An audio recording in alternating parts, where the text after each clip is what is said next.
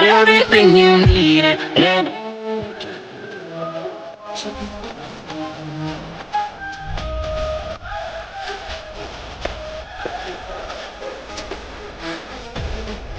Hello beautiful people, আমি রাফি।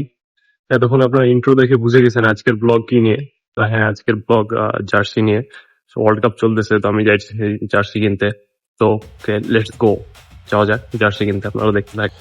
বাসা থেকে বের হয়ে হাঁটতে হাঁটতে চলে যাই ক্যাশ আউট করার জন্য বিকাশের দোকানে। বিকাশের দোকানে যাওয়ার উদ্দেশ্য হলো, এই জার্সিটি আমাকে গিফট করেছে এক বড় ভাই। তো তিনি রাজশাহীতে না থাকে আমাকে টাকা পাঠিয়ে দিয়ে বলে তুমি একটা জার্সি কিনে নিও।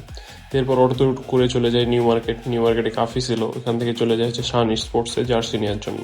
রাজশাহীতে যারা থাকে বা চিনে শান স্পোর্টস, তারা অবশ্য জানে রাজশাহীতে ভালো জার্সি শান স্পোর্টসে পাওয়া যায়। তো আমিও চলে যাই ভালো জার্সি নেওয়ার জন্য শান স্পোর্টসে। ওদের কাছে সব জার্সিই ছিল, তো আমার দরকার ছিল প্লেয়ার এডিশনটা। তো আমি প্লেয়ার এডিশন জার্সিটা নেই। জার্সিটি হাতে পেয়ে অনেক খুশি খুশি লাগছিল, এই জন্য জার্সি নিয়ে চলে যাই ফটোশ্যুট করার জন্য রাজশাহী কলেজে।